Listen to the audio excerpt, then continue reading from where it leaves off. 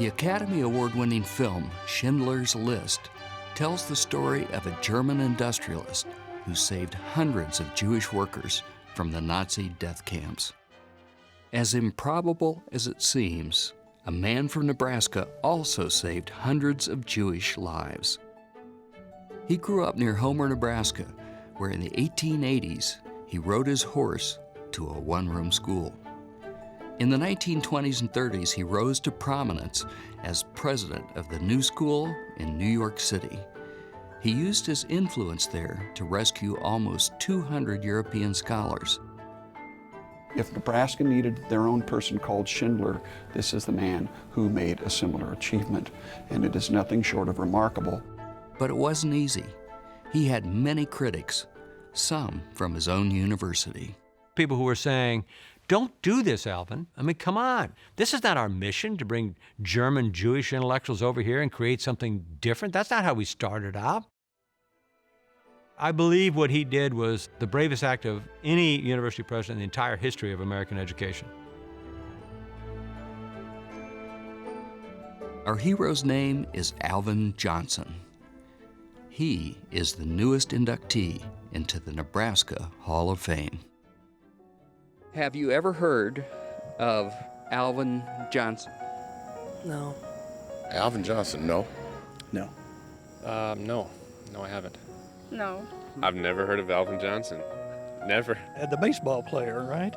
I've not heard of Alvin Johnson. I'm sorry. I feel an immense sense of guilt at not knowing that. Alvin Johnson was born on a farm near Homer, Nebraska in Dakota County in 1874. If you'd have met him when he was 10 years old on a farm in Homer, Nebraska, you'd be asking him, well, what do you think about farming? He became kind of scholarly in the eyes of his friends, and being a gangly youth, they gave him the sobriquet of Frogman. When he was 18 years old, he enrolled at the University of Nebraska, where he was tutored by none other than Willa Cather, who said of one of his freshman compositions, "You write not badly, but you don't see." But Alvin Johnson did have vision.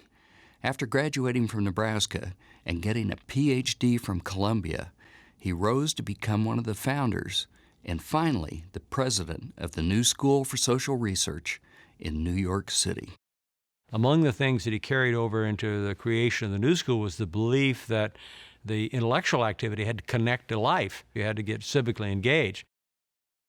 One of the jobs of the New School president was to recruit some of the best scholars in the world to come to the school and teach. What Alvin Johnson believed is you got a lot of people out there making decisions, and the quality of their decision-making is going to get better as a consequence of understanding these things. So he believed in bringing these phenomenal people to deliver lectures.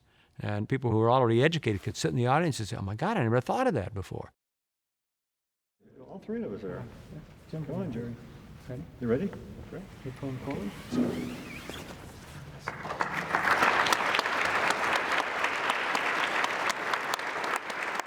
Alvin Saunders Johnson, humanitarian, educator, economist, innovator in American adult education, creator of a safe haven for Jewish scholars fleeing Nazism, author of America's first anti-discrimination legislation, elected to the Hall of Fame in 2012.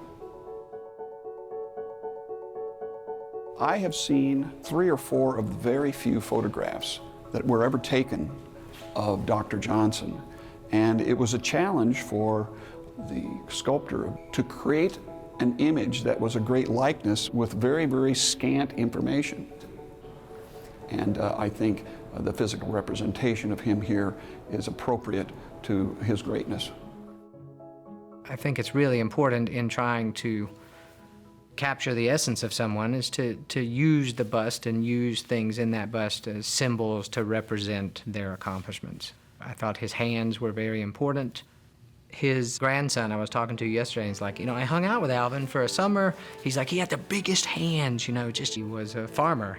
He worked with his hands and he read and elevated himself and in doing so elevated many others over the history of his life.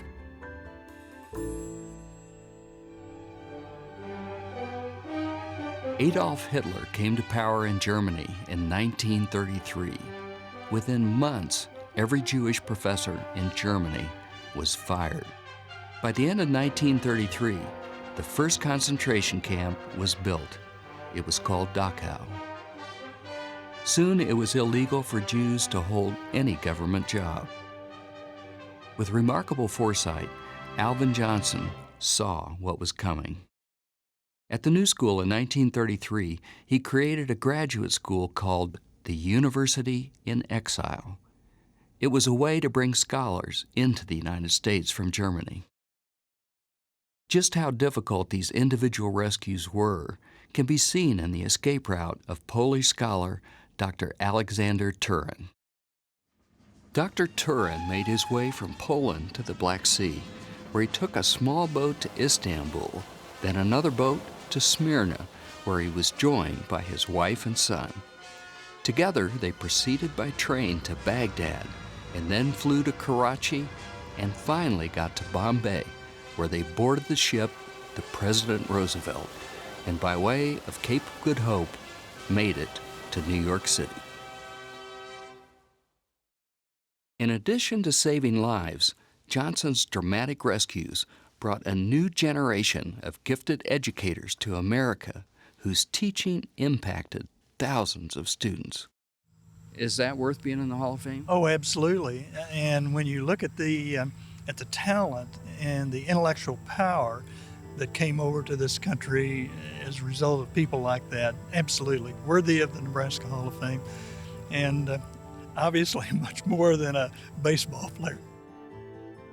The professors at the New School created such a dynamic atmosphere, it attracted a 19-year-old student from Omaha named Marlon Brando. Brando said, "I was only there 1 year, but what a year it was." Another student was playwright Tennessee Williams. 3 years later, Tennessee cast Brando in the Broadway premiere of A Streetcar Named Desire.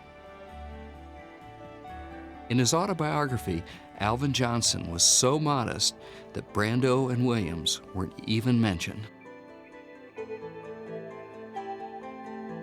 Johnson's low-key manner throughout his lifetime was classically Nebraskan. He was born and grew up in Nebraska, bachelor's and master's degrees at the university, and the people I've interviewed who talk about him always bring up that he was a farmer at heart.